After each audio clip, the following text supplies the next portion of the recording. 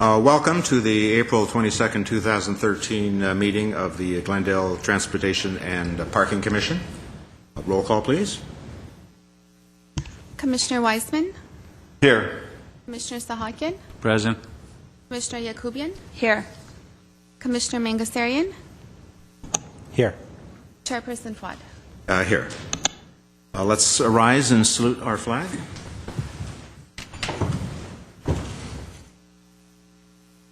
I pledge allegiance to the flag of the United States of America, to the republic for which it stands, one nation, under God, indivisible, with liberty and justice for all.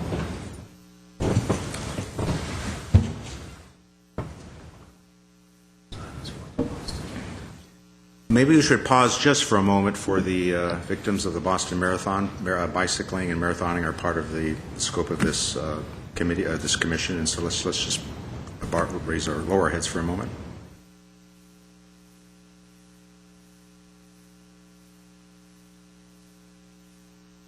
Thank you. Next item on the agenda.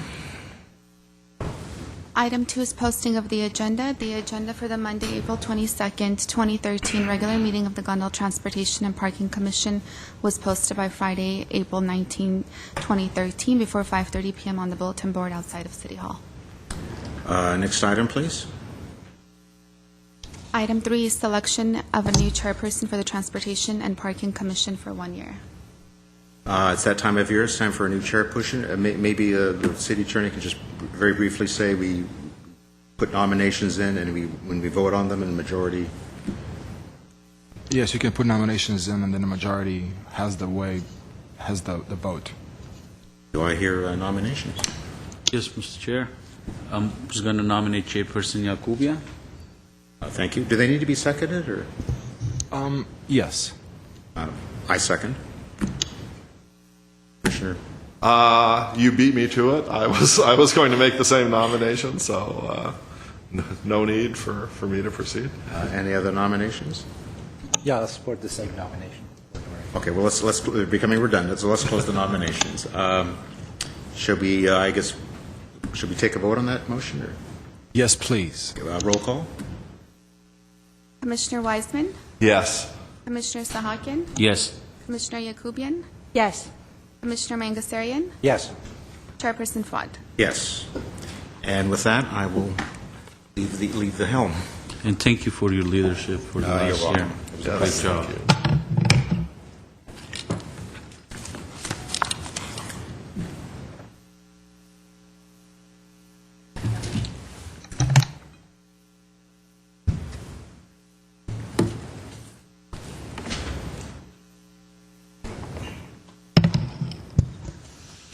Well, thank you very much, and I'm definitely honored. I want to thank Commissioner Fuad for his fine chairmanship over this past year and the fellow commissioners who've served as chairman in previous years.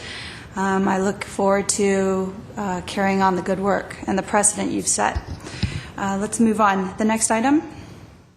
Item 4 is approval of minutes. At 4A are the January 28, 2013 regular meeting minutes. Does anybody have any comments? No comments from my end. There's, I think, one minor correction in there. It mentions Commissioner Sahakian twice in one of the things as referring to. I don't have it in front of me, so I can't It's true. tell what it is, but it's just a minor correction in there that needs to be made. Yeah, I think I'd like to be mentioned twice. Line 7. you echoed your own concerns, Commissioner Sahakian, that line. Yes, that's the time. Yeah, that's the one. I'd also like to just make a note where it has me as absent on the vote, just a notation that I recused myself as to avoid any possibility of conflict of interest, if that can be noted on that minute, on those minutes. Thank you. Is there any other corrections? Okay, do I hear a motion?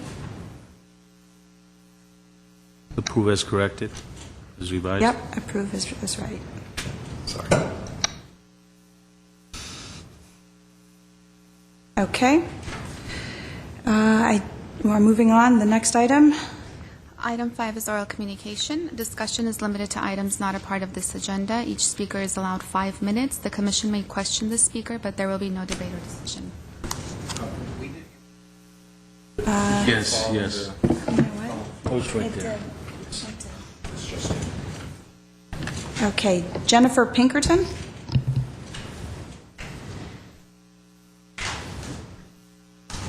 Good evening, Jennifer Pinkerton of 1318 Truett Street. I have a very crude map. Am I allowed to lay out of the neighborhood that I'm going to be speaking on? Am I allowed to distribute this to the board members?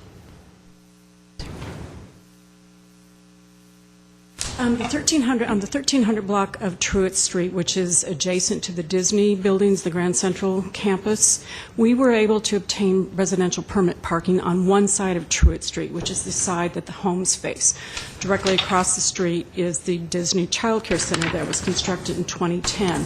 We were able to obtain the permit parking because of the very serious impacts that went on during the 2010 construction. Truett Street was used as a de facto loading zone for equipment, for large trucks, for crew parking, all manner of, usages other than for the residents of that street. So we do have permit parking on one side of the street. And Disney executives told us they have no objection whatsoever to having permit parking anywhere in the entire Grand Central neighborhood. The reason I'm here tonight is I need a clarification as far as how permit parking zones are allocated or decided upon, because I've been given what I believe is contradictory information. We just really need some clarification. Our entire little neighborhood has limited access. There are only 3 points of egress, and we're surrounded by commercial enterprises on Flower and Sonora Street. We were told that after the Disney parking garage opened, access to that garage is on Flower at Paula, that the Disney employee parking in our neighborhood would abate. It has not. It's as bad as it ever is. There are 12 to 18 Disney employees parking on our streets and all the other streets in our neighborhood on a daily basis. There are vendors that park on our streets. I was told that we have to meet certain thresholds in order to get permit parking, but it seems a little absurd given our unique circumstances as far as how there is limited egress into the neighborhood. The Disney and other employees have options as to where they park. We do not.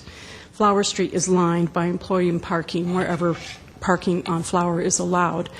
Paula Street is a de facto parking lot for the Disney employees and for Disney vendors making deliveries. Now, I was told that Paula Street was not eligible, even one side of it, for permit parking because no homes face Paula. The sides of the homes face Paula, but not the front of any homes. But then, if that were the case, that permit parking zone is allowed where homes face the street, then both sides of Truett Street should, in theory, be eligible for permit parking because the Disney Child Care Center on the other side of the street has an address on Paula, and its entrance and exits are not on Truett Street. So that I'm here for two purposes. A, to find out how permit parking zones are allocated, and is there anything you can do to help us stop employee parking in our neighborhood? Most of our homes have multiple cars, and there's very limited parking for our guests or for multiple cars. We are a de facto parking lot for Disney and for the other employees in the area. Thank you. Thank you. I'm going to direct this to Mr. Golanian. If you wouldn't mind taking a few minutes to maybe educate the public as to what the process is with the preferential parking.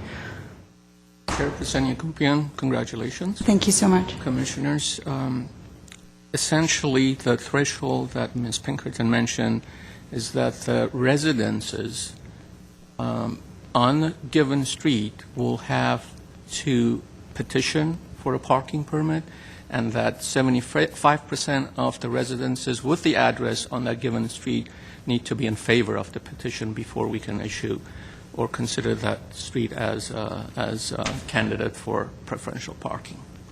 Okay.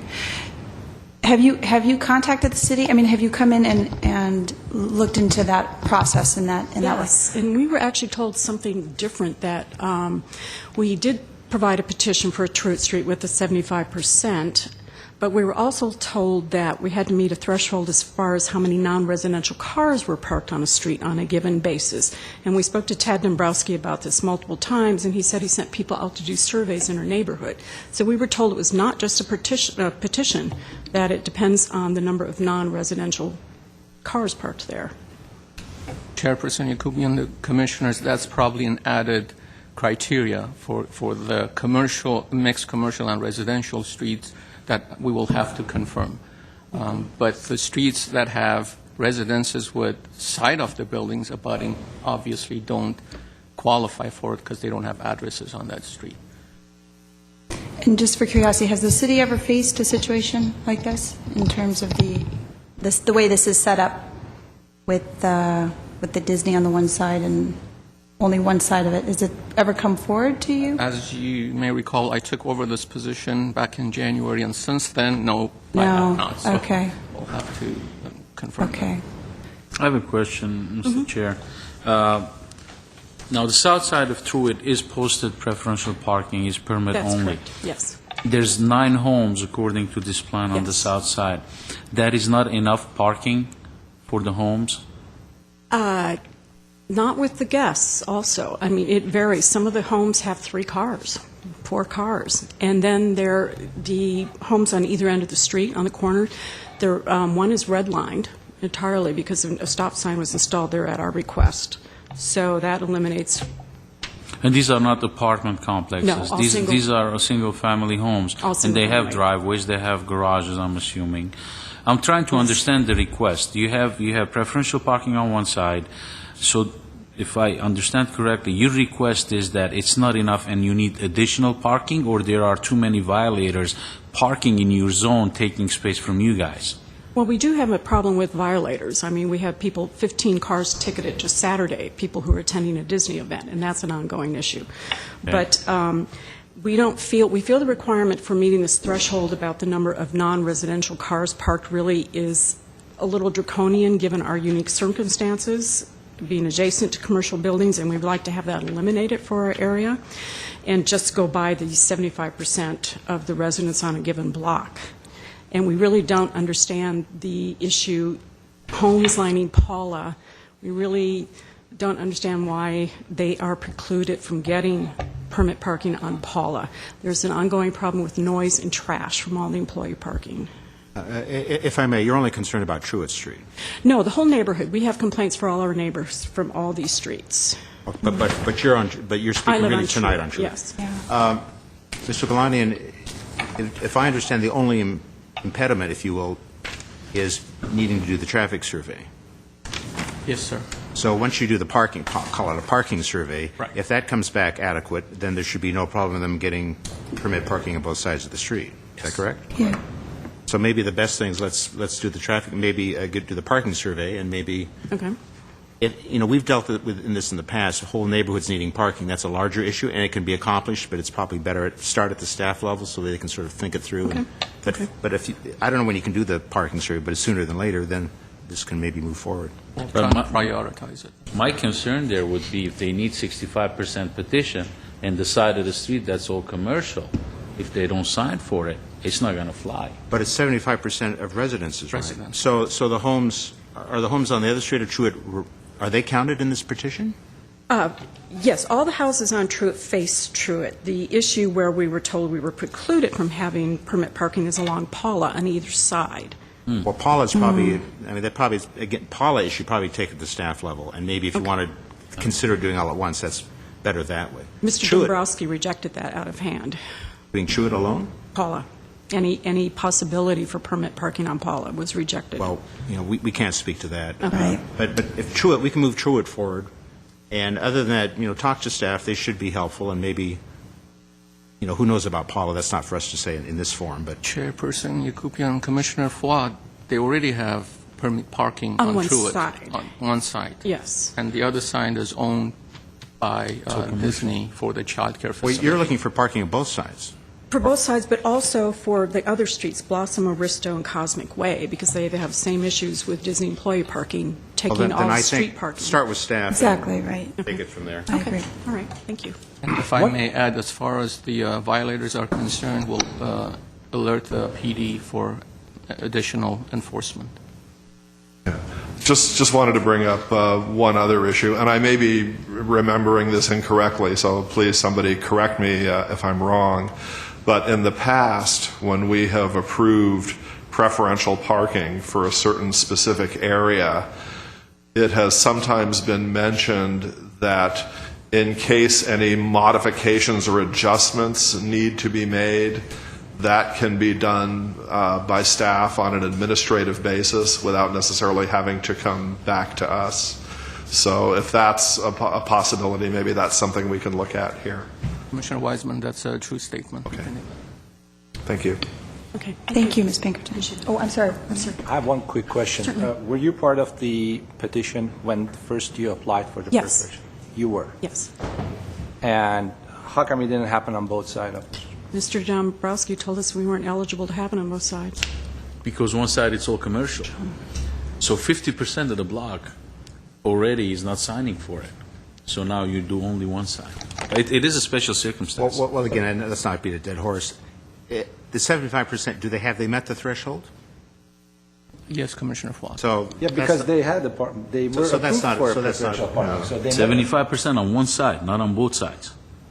75% of the residences on that street petitioned and were successful to receive preferential parking on one side of the street that is They residential. petitioned for only one side of the street. Is the parking, are the votes counted just for the side of the street you're on?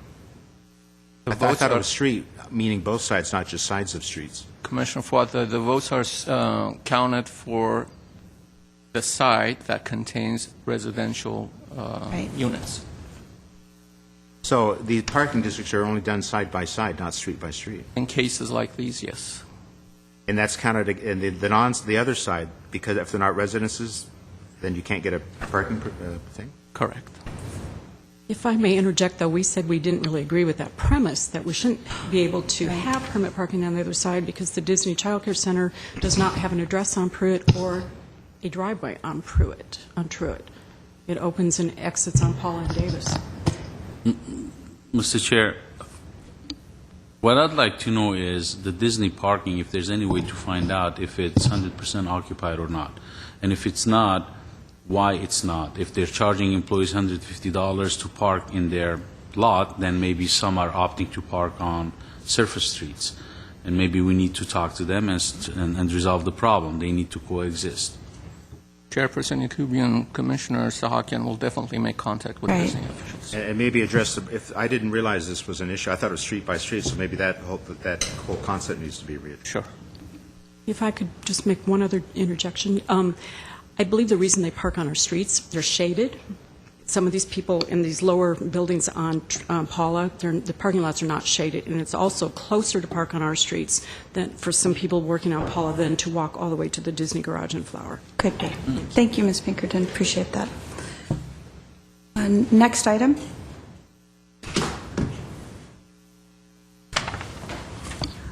Item 6, information only. At 6A is a presentation regarding the transit program, financial status, and ridership. We have a presentation.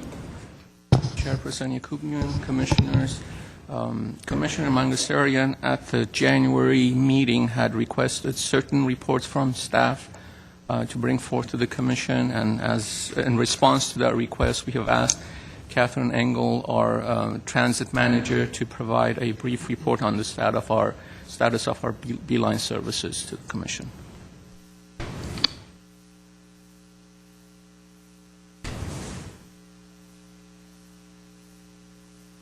Good evening, Madam Chair and members of the Commission. At the request of Commissioner Mangasarian, we have a short presentation on the impact of the fare increases on ridership. Some time has passed between the last time we were here at the Commission, so we want to give just a really brief recap of where we left off about a year and a half ago. Next slide. Back in September 2010, we had estimated that there was going to be about a $17.2 million deficit looking forward for the next 5 years. And in preparation for the budget discussions, staff had shown both the Commission and the Council that our operating expenses were outweighing our operating revenues. And at the time, we were seeing a decreased sales tax revenue returns that we use for the transportation programs. On the chart, you'll see that the red line indicates our estimated revenue. And where we were in 2010, 2011, we had seen quite a loss in that sales tax revenue. And the blue line on the chart represents our expenses. And you'll see the $17 million gap, which is about $3.4 million a year that we were looking to resolve. Some of the commissioners may recall we had a number of meetings to discuss the proposed options for how we were going to close that gap, which included fare increases, service reductions, some one-time revenues, and some program reductions in order to close that $3 million gap. And at the time that we had brought this item before the commission before, we were looking at our fare box revenue return of being only 6.4%. Next slide. So in the meantime, as part of that budget discussion and some subsequent actions by both the commission and the council, we implemented a multi-phase fare increase. The first phase of the Beeline fare increase occurred in October 2011, where we increased the fare from 25 cents to 75 cents. About 6 months later, we did a reduction in the Beeline service, and that reduction was about 18% of our revenue service hours, mostly on Route 3 and Route 12, but some additional trimming throughout the rest of the system to try and gain some efficiencies and control some of our costs. Then again, for the next fiscal year, for fiscal year 13, in July, we raised the Beeline fare from 75 cents to $1.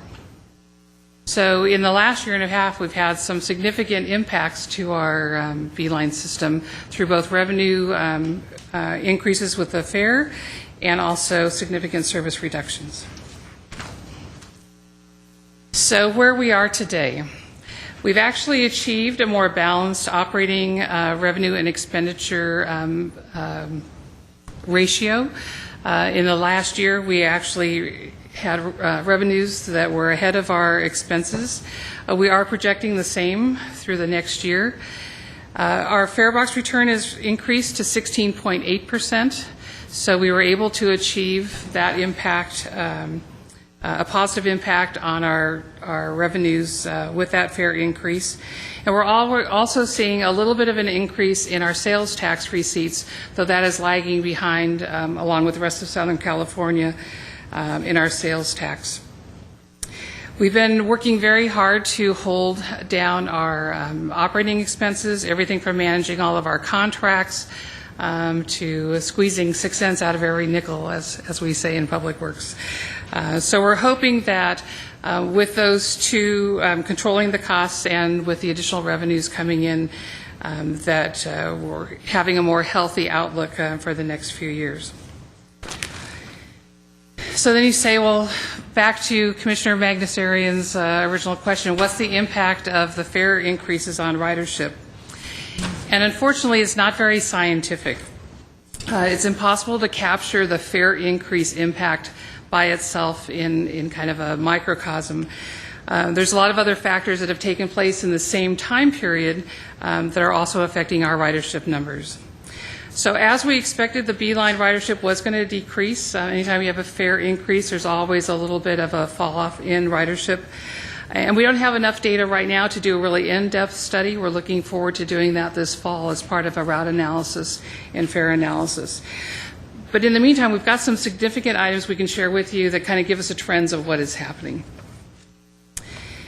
We have about 5 factors that are pretty significant to us that contribute to our ridership decline. The first 2 factors are factors that we've kind of created for ourselves, and the last 3 factors are those that we have no control over but impact us either way. So when we did the fare increase, we actually promoted kind of an economic choice for a lot of our bus riders. It's kind of as gas prices go up, you say, do I want to make that trip to the store, or am I going to combine it with coming home at night and try to do multiple things along one trip? So for those that have economic concerns, they may be making choices based on the economic reality and trying to combine numbers of trips together, or doing multiple activities on one trip instead of taking short or multiple discretionary trips. One of the examples that our drivers have told us is along Brand Boulevard, we have a stop on every block. And sometimes when it was a quarter, you get on to ride 3 blocks to go down to lunch. Well, now it's just as easy probably to walk your 3 blocks to go to lunch versus pay $1 to go and $1 to return. So some of those trips that are discretionary, I think, have fallen off. The other thing that we've created is that bus riders now have kind of a neutral choice in what bus to take. If you're taking a Beeline bus and transferring to Metro, it would cost $1 to get on the Beeline bus and 50 cents for an interagency transfer to a Metro bus. So if in the past where you used to pay a quarter to get on the bus and 50 cents for a transfer, it would be half price of what it would cost to just ride a Metro bus from the get-go. So now the Beeline price for $1 and the interagency transfer for 50 cents is the same price as getting on a Metro bus. So in some cases where Metro connects with us or runs on top of the Beeline service, passengers are picking the first bus that comes because there's no cost difference to them in most cases, whether they ride a number 2 bus on brand or the 92 bus on brand. So we know we have deflected some riders from the Beeline routes to the Metro routes, especially those who are looking at taking some longer trips or making some connections. So those are things that we kind of controlled, or we kind of created the scenario for those to take place. The other things that are a little bit out of our control are the things that relate to jobs and to education. You'll remember back from those of you that were here for our line-by-line analysis that we did back in 2008 and presented through 2009 and through 2010, that a large majority of our passengers take the bus to work and to school. So any impact to jobs or to the school enrollment systems really impact us. So we'll show you some of the different factors in the data that we have. Oh, it's interesting here. I just noticed the screen was different. Go ahead and flip to the next. Thank you. So we're showing on the work trip factors. There's 2 things that we have data from our Economic Development Department and from the State Office of Economic Development Department from the state. Our office vacancy rates are still remaining very high. It used to be that Glendale's office vacancy was around 7-8%, and we've been in the 14s to 16s in the last few years. So that indicates that where we used to have a very full job market, especially in the downtown corridor, that some of those employees aren't here anymore and may not be using the bus for their midday trips or coming to and from work. On the unemployment rate, you'll see that Glendale and LA County both lag behind the U.S. For the rest of the nation as far as unemployment rates. And so the 2 of those kind of give you the trend of there's not as many people going to work in Glendale or are at work in Glendale and using the system throughout the day. So with 43%, a little over 43% of our ridership actually going to work is the key use of Beeline is to go to work. It's an economic indicator that influences our ridership. The other significant group of folks that use our Beeline is students, both at Glendale Unified School District. We have a lot of middle school students, and also at Glendale College. And at Glendale Community College, we have the northern campus, the main campus, but we also have a large facility down on Garfield on our Route 4, the Garfield campus. Both of those campuses have cut back the student enrollment or the offerings for classes for students quite significantly. And you'll see on the chart the red line indicates the GCC enrollment, and Glendale Unified obviously has had less of an impact but still has a decline in their student enrollment. With almost 34% of our Beeline ridership being students, again, the enrollment, the ability to get to classes or have classes significantly impacts their need to take trips and, of course, their use of the system. So 3/4 of the folks that ride the Glendale Beeline are riding to work and to school. So any changes in both of those factors have a significant impact on our ridership, as well as the fare increase having an economic effect. The next graph we want to show you is kind of a comparison of Metro bus ridership to what is happening on Beeline. The top graph shows Metro, and In July of 2009, Metro increased their cash fare to $1.50, and you'll see that their ridership also had a slight decline during this time period and is starting to recover now, even with the economy being a little bit weakened. And the Beeline ridership, on the graph on the bottom, you'll see where we did the first major fare increase in October of 2011. That was the biggest jump from 25 cents to 75 cents, and you see the ridership starting to decline. And then the second line is the increase that happened July 1st from 75 cents to $1. So you'll see that both systems, under kind of the same conditions, have very similar kinds of reactions to the fare increases. Again, we'll take a look at the data specifically between Metro and Beeline, because we think that there's some passengers that have deflected to Metro from the Beeline, and we'll be able to look at that in our fare analysis this fall. So where we are today is that we went to City Council and requested them to cancel the fare increase that was slated originally, the third phase, for July 1st of this next year. We wanted to give a chance for the system to kind of settle out a little bit, both from all the impacts of the fares increases and also the reductions in service. And we have submitted a plan in the budget for this next year to do another route and fare analysis. So we'd have some time for the system to settle down, both ridership-wise and service-wise, be able to have some good data this next October to look at where we can make some service enhancements, how people are paying and how they're using their fares. Have we changed a lot of their habits as far as the length of trips they're taking or the types of trips that are being made, and be able to come back and look at what's actually happening to the system and see if there's any recommendations that we can make within our resources available to enhance the system. So with that, we'd welcome any questions. Thank you. Any questions? Well, I had a comment. On your graphs, you have your lines are connected, the dots are connected, if you will. But they're not really, like I'm looking at the slide on revenue versus operating expense. Mm-hmm. It shows the revenue going up 2011 to 2012, and I was going to say, well, gosh, the revenue increase even before the fare increase.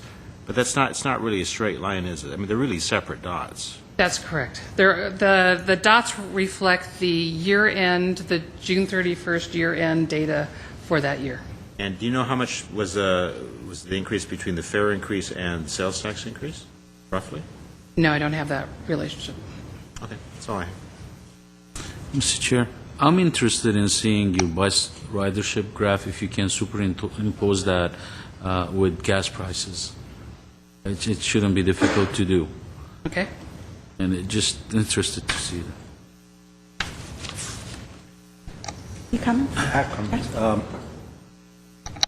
I'd like to congratulate you. You've done a wonderful job for this city, working for the Beeline program, and the fact that the council decided to cancel the rate increase shows the leadership of this council and the work that you have done. Wonderful job that you have done. I'd like to congratulate you on this issue. I think that's one of the best decisions that this council has made. Now, I have one question. I haven't done this for a long time. What is a normal fare box recovery? Like, what is the national? What is the MTAs? And when we say we're 8% at 8%? Is that good? Is that bad? Or it's average? Chairman Yacobian and Councilmember Bagdasarian, the requirement in Los Angeles County, because of the way our fare revenues and our outside revenues are set up, the grant money that we attain here in the county, we are required to have a 20% fare box recovery. Some cities supplement their fare box recovery with Prop A and C local return dollars, but they look at the health of the system depending on how close you get to that 20% fare box recovery. Metro is right at the 20% right now. They are looking at a fare increase this next year, but a fare increase to their past prices, which are heavily discounted. and they're pushing off their cash fare increase probably another 2 years. Their fiscal cliff comes in about 2 years. We have a little minor fiscal cliff because we have a new contract in another 2 years. And so we're both looking at who's going to blink first and raise their fares. We try to keep our fares consistent with metros, not to be the same as metros, but to be the same, equivalent to with the fare and a transfer, either equivalent to or below what Metro's rate is, because we're really looking at ourselves as a feeder system to Metro and don't want to turn that around. But a 20% fare box recovery is a standard for state of California and Los Angeles area. So we use Proposition A, local Proposition A, to recover the 12% difference. Well, in this case, we're at 18%, or at 16 point. I go back and look. Remember my number. Sorry, I don't remember it off the top of my head. He's 16. It's 16%. 16. 16.8%. 0.8%. So we actually use our local return money to make up that difference. It can't come from other revenue sources, can't come from state or other regional funds. It would have to come from local funds to make up that difference. And we also use Prop A for operations. Yes, we use all of our Prop A local return and Prop C local return for our operating costs. We use to measure our local return for match for our bus purchases. And we use outside grants, mostly federal or regional grants for the bus purchases. Can I just interject real quick because we're on the subject of the fare box issue? Do we have a fare box recovery target? I know that the MTA is shooting for 33% now. Do we, Glendale, have a target that we're shooting for? Our target is 20%. And that was part of the discussion of whether or not we keep that fare increase in July 1st. Because that was going to get us to that 20% mark. We didn't think, as a staff recommendation, that would have been a healthy choice to keep that in place, looking at what was happening to our ridership and the issues we were having with both the enrollment and the jobs. So we are pushing that out. We're looking at, as we're forecasting the future, we would probably have to have a fare increase in 2015. And when we do our route analysis and our fare analysis this fall, we would have the recommendations from that in spring of 2014, which would put us in line for the 2015 fiscal year budget. So that we're trying to line up our timing to do that. We'll know better what Metro is going to do, and then we'll just supplement it between now and the 2015 budget. Okay. Could you perhaps comment a little on what position advertising revenue takes in your overall revenue picture, and if there are any opportunities for increasing the percentage of revenue from advertising over the next couple of years? I don't know what the percent is, but I can tell you that our resources, our revenue from this last year was a little over $40,000. And that's for the exterior advertising on both sides of the bus and the tail of the bus. Not all of our fleet has advertising on it right now. We are redoing our logos on the outside of the buses, and as we redo that, we'll add more advertising. Space will become available that our contract will take advantage of. So we do have an increase in anticipated revenue in this next fiscal year. Again, the advertising revenue has also been affected by the economy. So where they were doing land office business back 5 years ago, it really kind of bottomed out for a little bit and is starting to pick up again. You'll notice there's some new advertisements on the buses for television programs and a couple of movies that things have begun to pop again in the industry, and those are the ones that probably advertise the most on the sides of the buses. And do you think that the interior advertising is ever going to be a factor, or is the Beeline ever going to be pursuing that, or is that not feasible for some reason? It is not a significant revenue generator. In fact, the buses aren't significant revenue generators in and of themselves. These outdoor advertising companies basically sell billboard ads, and as part of the package of selling the billboard, they also get transit ads, or they get shelter ads as part of the package. It's very hard to sell a bus advertising package by itself. So we're kind of the enhanced package that are sold to the larger entertainment firms and the nationwide advertisers like beverage companies and jean manufacturers and Okay, those sorts of thanks. things. So there isn't any call for the inside. Now, we do use our inside of our buses right now as a place for nonprofit agencies here in Glendale to be able to promote their services.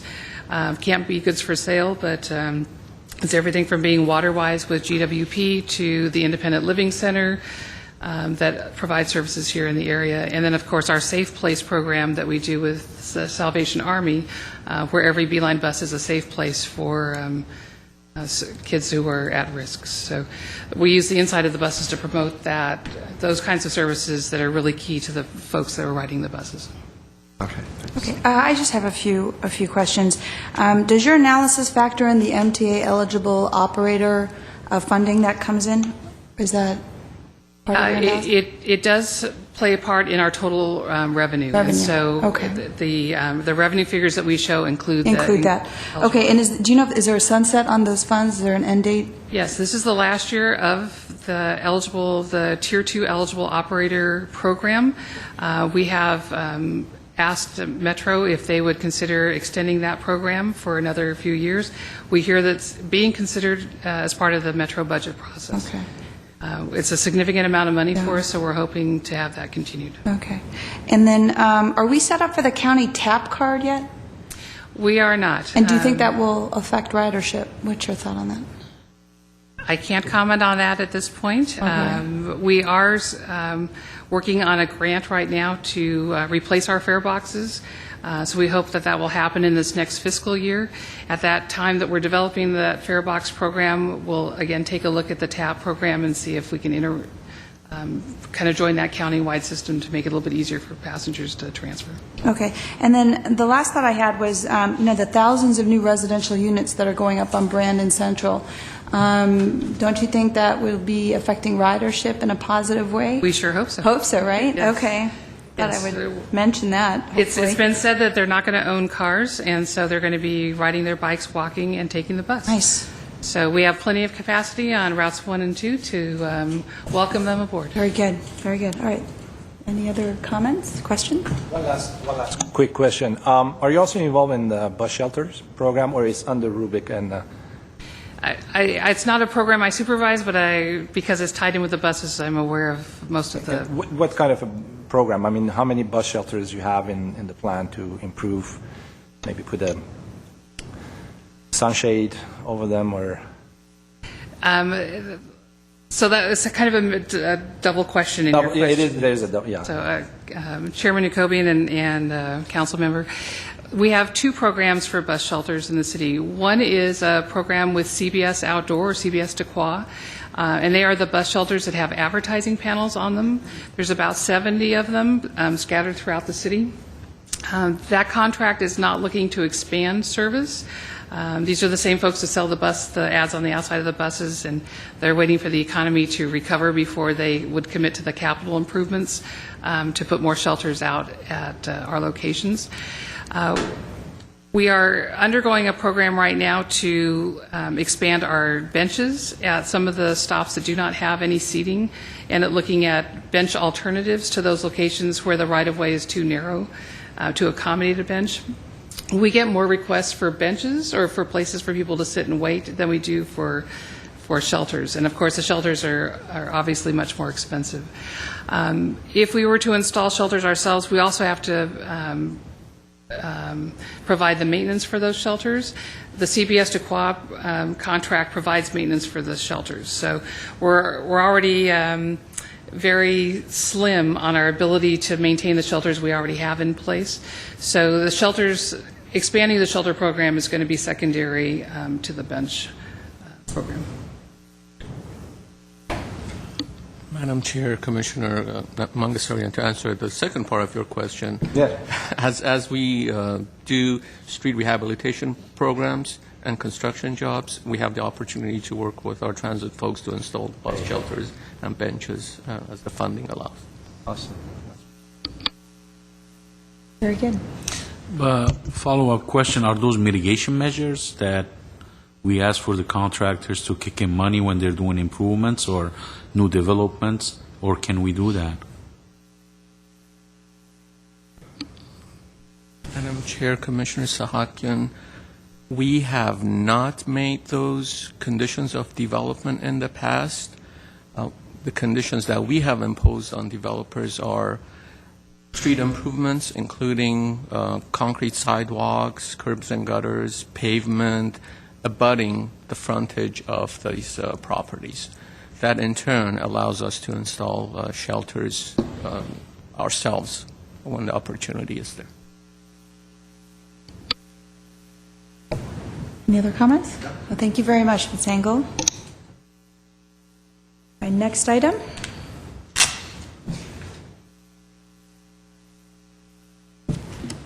Item 7 is commission staff comments updates. Who would like to start?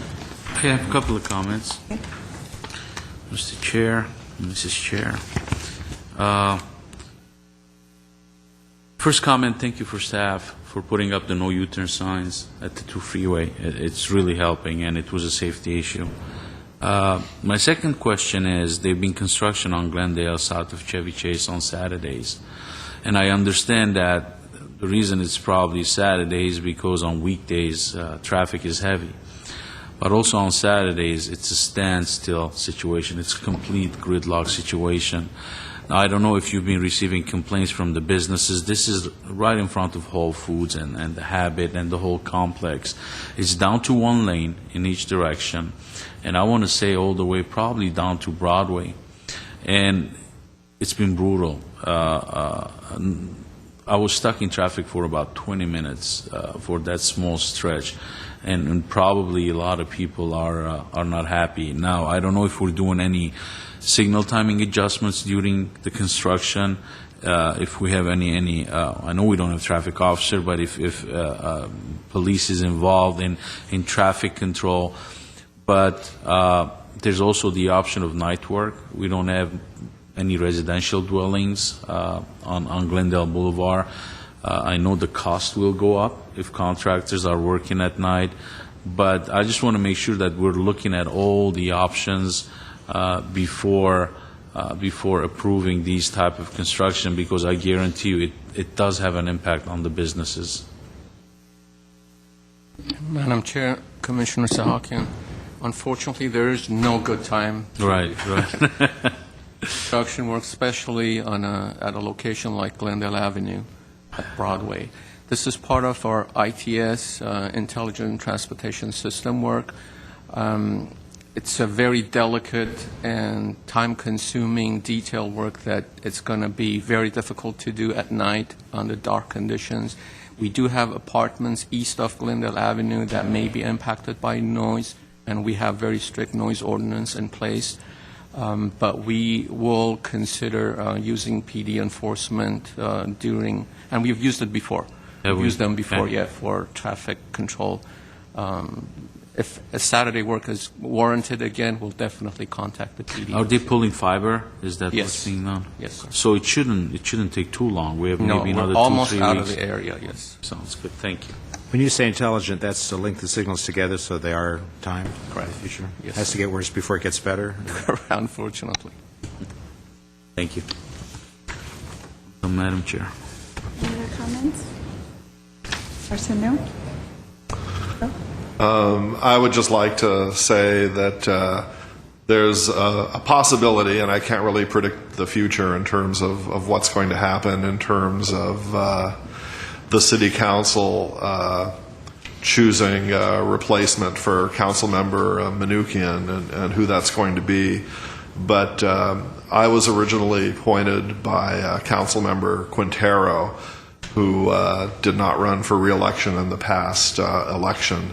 And so my term on this commission is quite possibly coming to an end. And while I don't know for sure if this is going to be my last meeting or not, I thought I would just take this opportunity to thank all of my colleagues, both current and past, to thank the staff members that been able to work with the city of Glendale. You're all really exemplary folks, and it's truly been my privilege to work with all of you.